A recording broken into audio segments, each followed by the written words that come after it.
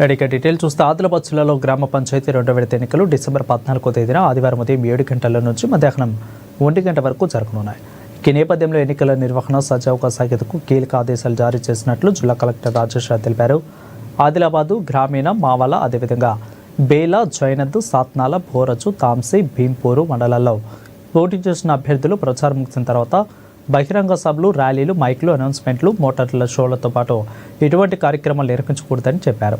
కఠినంగా నిషేధాజ్ఞలు అమల్లో ఉన్నట్లు తెలిపారు. ఇక ఎన్నికల ప్రశాంతత దృష్ట్యా సంబంధిత 8 మండలాల్లో సెక్షన్ 146 BNSS ప్రకారం నిషేధాజ్ఞలు నేటి సాయంత్రం 5 గంటల నుంచి అమల్లోకి వచ్చాయని కలెక్టర్ తెలిపారు. 5 లేదా అంతకంటే ఎక్కువ మంది ఒకే చోట గుమ్మికూడదు నిషేధమని అన్నారు. శాంతి భద్రతల విషయంలో ఎటువంటి రాజీ ఉండదని హెచ్చరించారు.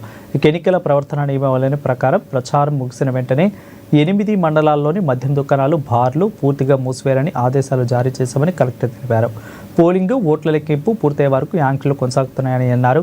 డిసెంబర్ 14వ తేదీన పోలింగ్ అనంతరం అదే రోజు మధ్యాహ్నం నుంచి మండల కేంద్రాల్లో ఓట్ల లెక్కింపు జరిపి ఫలితాలు ప్రకటించబడతాయని తెలిపారు. ఎన్నికలు స్వేచ్ఛాయుతంగా, నిష్పక్షపాతంగా వాతావరణంలో జరిగేందుకు అన్ని శాఖలు అవసరమైన ఏర్పాట్లు పూర్తి చేయాలని అన్నారు. ఎన్నికల నిబంధనలు గౌరవించి ప్రజలు సహకరించాలని కలెక్టర్ విజ్ఞప్తి చేశారు.